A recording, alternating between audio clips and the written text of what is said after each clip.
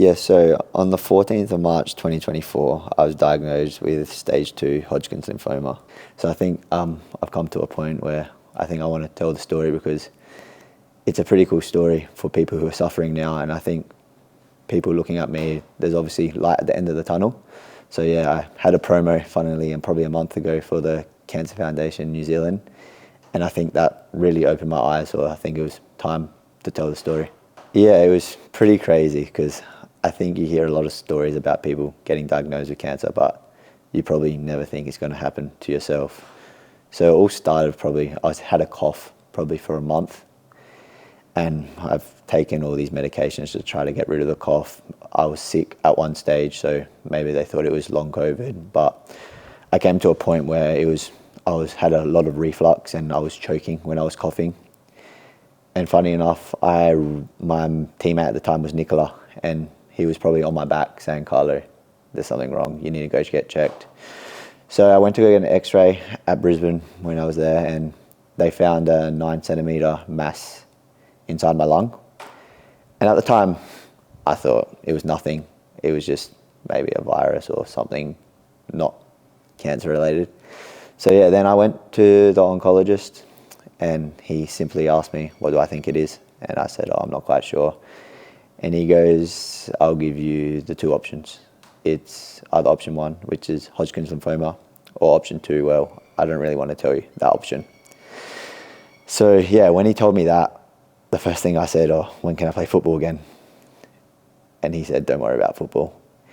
And I think that's the first time I've probably broken down just there and then, because I thought cancer, you hear cancer and you think your life's ending.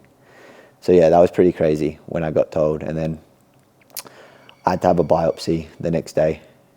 So for 1 week, I was probably waiting for my results, and that was probably the worst week of my life because I was just in my bed waiting for the phone to ring and waiting to hear if it was not the good option, but the option that we're hoping. And yeah, I got that call, and he told me that I've got diagnosed with Hodgkin's lymphoma. So yeah, the process started from there.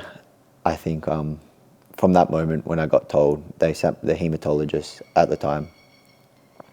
Firstly, I had to go see an oncologist, and then he referred me to a hematologist, and he obviously went through everything, and he's like, "If you need to get a cancer, this is probably the best cancer to get," which was hard to take at the time because, I don't know, cancer's cancer. So yeah, I went back to Adelaide, and yeah, I started my treatment.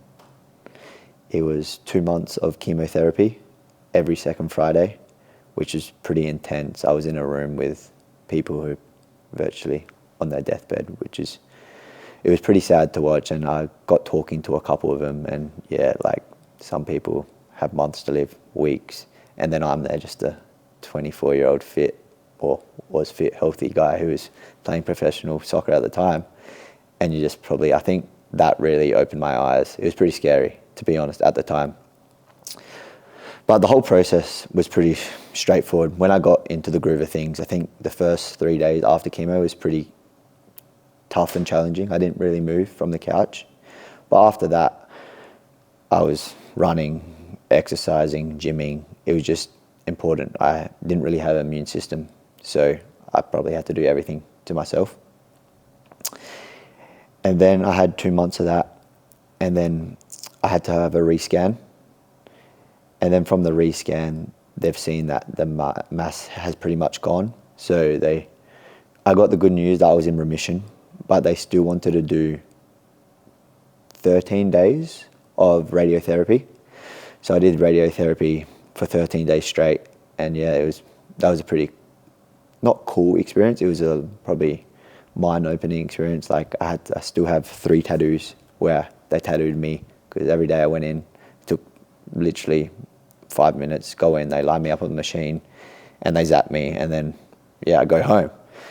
But yeah, it was a pretty life-changing experience. I think now looking at it, I'm grateful I got through it. But I think, like I said before, I wanted to tell this story because there's people on the other side thinking that's the end or there's no way out. And if you look at me, I've come out of it, and now I'm just happily playing what I wanted to do. So yeah, I think once I got past knowing what cancer it was and the treatment, the next thing on my mind was obviously my football career, because I probably didn't play for the last 2 months and everyone was asking, where's Carlo, where's Carlo? And I wasn't playing. And at that time, no one knew what I was going through. And I think the stress of being off contract at the time was, I shouldn't probably say this, was more stressful than actually going through the treatment, because I knew there was light at the end of the tunnel. Like, I knew the treatment was going to go well. It was that I was off contract and didn't have a club next year and I wasn't playing. So that was pretty stressful. And at the time, obviously, was thinking my career's over.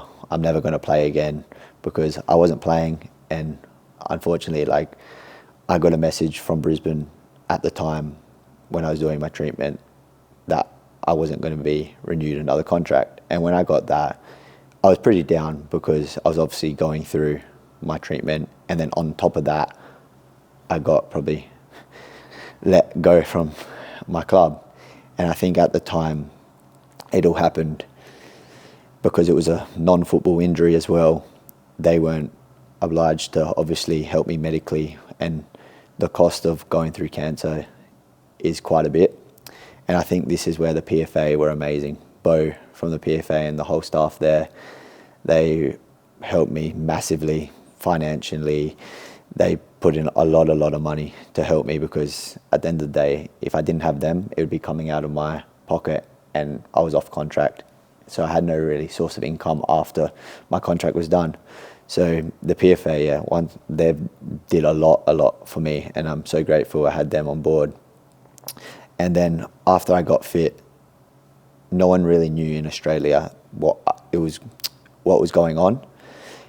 And happy enough, I think everything happens for a reason. When I was in remission and I was doing pre-season by myself, I actually had my old strength and conditioning coach from Perth help me out, because like I said, I was on my own. I didn't really have support from any other club. I just was on my own.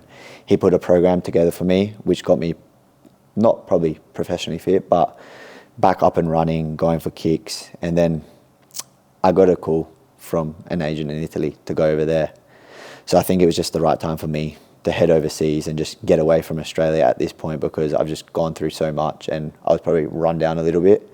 So I went over there and I enjoyed my time there, but I think it was the right time to come back this year, because I've obviously been overseas and got away from obviously all the cancer talk, and now I've come back and I'm loving my time at Wellington. And I think it was just, as I said before previously, it was just a perfect time to come out and tell this story, not for people to know what was going on. I think it's for others, for people who are suffering what I was suffering, and he can get through it. So can I.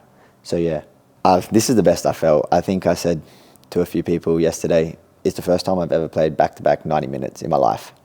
So I think that just speaks for itself. So physically, I'm all good. I had a 1-year checkup with the doctor before the preseason started, and he said I'm all clear, nothing's looking alarming. So I think I'll get a check maybe in 4 or 5 years' time, just to double check everything, nothing has come back.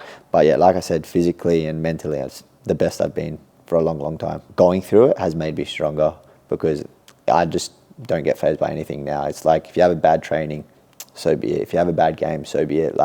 There's so much worse things going on in this world. Like I said, sitting in that ward and just sitting there for 5 hours every Friday was just life-changing. You just see, you're like, wow, there's other things than having a bad pass or having a bad game. And I think that's helped me now. Why?